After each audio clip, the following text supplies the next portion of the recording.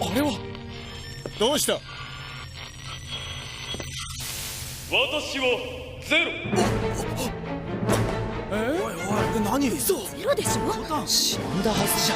でもどうしていきなり？まさか本物？日本人、私は帰ってきた。映像を止めろ。ダメです。信号を受け付けません。私が仕掛けたラインオメガ、これは知っているが。ゼロ。やはりあなたは生きていた。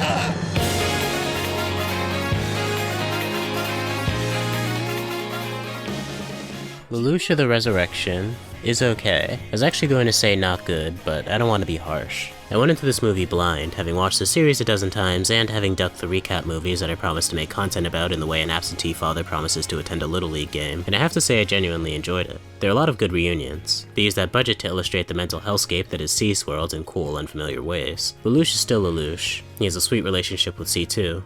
All of this is good, but I had complaints. Let's get this out of the way. For those unfamiliar, in Lelouch of the Resurrection, we learn Lelouch did end up getting a code. He managed to survive his death, but something went wrong in the process of reconnecting his soul to his body, leaving him in a sort of catatonic state. C2 takes care of him for about a year, and sneaks Lelouch's immortal shell into Zilkstan to borrow their thought elevator. For some reason, the Queen constructed a mechanical thought elevator instead of just using the one under their control. Speaking of Shamna, she's noticed that the collective consciousness is in a kind of disarray, so she thinks she can steal Charles's plan to compel God. She's also kidnapped Nunnally because she's Charles's daughter, and her protector Zero. Colin, Sayako, and Lloyd help C2 sneak Lelouch into the thought elevator, and Lelouch emerges restored. He breaks out Suzaku, he intercepts a group led by Cornelia investigating Nunnally's kidnapping in Zilkstan, and Dojee and Tamaki are there, presumably on vacation. They all team up to save Nunnally by doing what they do best: war. But they find out Zilkstan has managed to prevent invasion because Shamna's Geass allows her to set save points and press restart when she dies, meaning every time Lelouch prevails on the battlefield, they adapt to the strategy he used to win. They also possess a skilled nightmare pilot in the cruel King Shalio, Shamna's brother, as well as a loyal commander, a second Geass user who reverses your perception of friend and foe, and an army of unique, almost nightmares that will definitely remind you you're watching a movie and not the main series. This movie feels like it probably borrows beats from the sequel to Code Geass they initially wanted to make in their heart of hearts that didn't go through all those years ago for reasons that still remain unclear. It's why in my older Code Geass videos I admitted to subscribing to the theory that Lelouch had Code and Geass, which is confirmed in this movie. I saw the seeds they were laying for a sequel where Lelouch returns. But by making these recap movies have distinct differences, like entire characters being alive or dead, they're clearly saying that the original story ended with Lelouch's death and they now want to change that. If by virtue of being a Code Geass fan you want more Code Geass, you'll probably like this movie. That's why I enjoyed it anyway.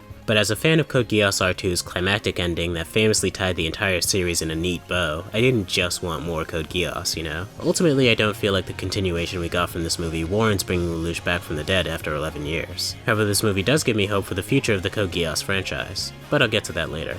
The enemies our familiar cast has to face are what I would expect from a spin-off movie, if we're going by Naruto standards. They don't really fit that well into the larger world. When Lelouch and Charles were respectively controlling two halves of the world, did that mean the world except this one country which happens to have the most formidable military force besides Britannia? In practice, the idea holds up. They're an impregnable nation because all their leaders have to do is listen to the prophecy to know exactly how the invaders will attack. What Shamna is trying to do is also a fairly interesting consequence of Lelouch's actions in C's world. To put it simply, all the gates in C's world that the Britannian Empire controlled have been on the fritz since Lelouch blew the place up, meaning Zilkstan's thought elevator is the only way in.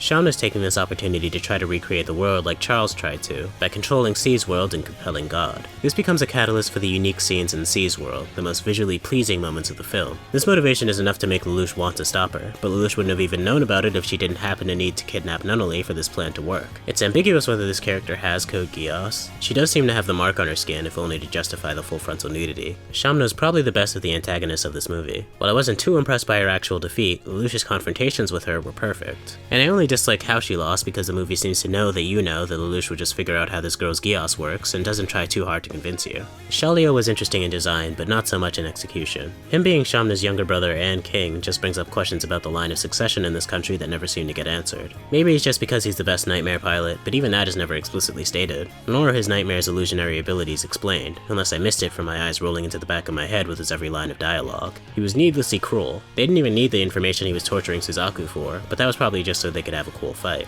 Him essentially being Shamna's Nunnally and his perception of strength being warped by his disability are interesting themes that the movie doesn't have time to really explore. Zolk'stan is full of interesting ideas that are barely made apparent actually, like subordinates covering their eyes when they speak to superiors, presumably a remnant of a rule forbidding soldiers from using their Geass on their officers. This movie never says that's the case, but the characters from Zolk'stan consistently go out of their way to avoid eye contact. This is a quality of Code Geass that I've always appreciated, as it typically allows them to foreshadow something interesting, or plant an interesting Easter egg for a rewatch, but in this case it feels like world and character building that won't really be fulfilled. The other character I appreciated was the Bronze Rampart Volvona, or Bolvona, but who cares. The implied rivalry between him and Cornelia did make it feel a bit like Zolk'stan was a part of the world, and his total devotion to Zolk'stan and Shamna's prophecies make him a serviceable commander-in-chief for this group. I would have liked this character a lot more if he was tactically competing with Lelouch, giving him cause to have some conflict with Shamna's orders when he knows how Lelouch would circumvent them. Instead he ends up feeling pretty one-note. All of the Zolk'stani characters pretty much are what they appear to be at first glance, or in some cases even less interesting than they first appear. For example, the Geass user I mentioned earlier is Sui Lee. No, not the kid from Ray Sremmurd.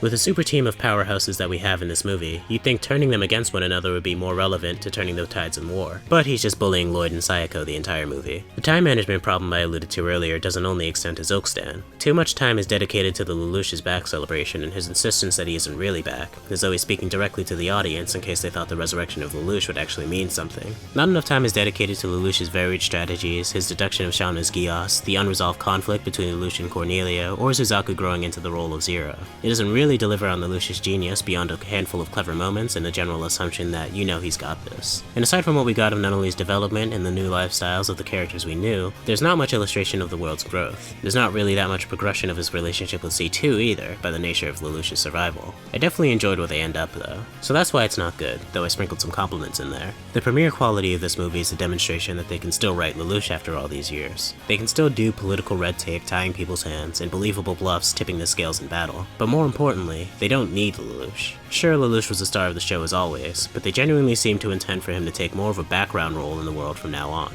All of this spells good fortune for the future of Code Geass. Bringing back Lelouch would actually just feel like a rehash of R1 and R2 in practice. So if we are going to move forward with this universe, I want to know that they still understand the magic of the original series, and I think this movie did demonstrate that. As long as they can recreate these elements with new characters without getting too fanfiction-y and forge new and interesting conflicts between more evenly matched foes, I certainly won't have any complaints.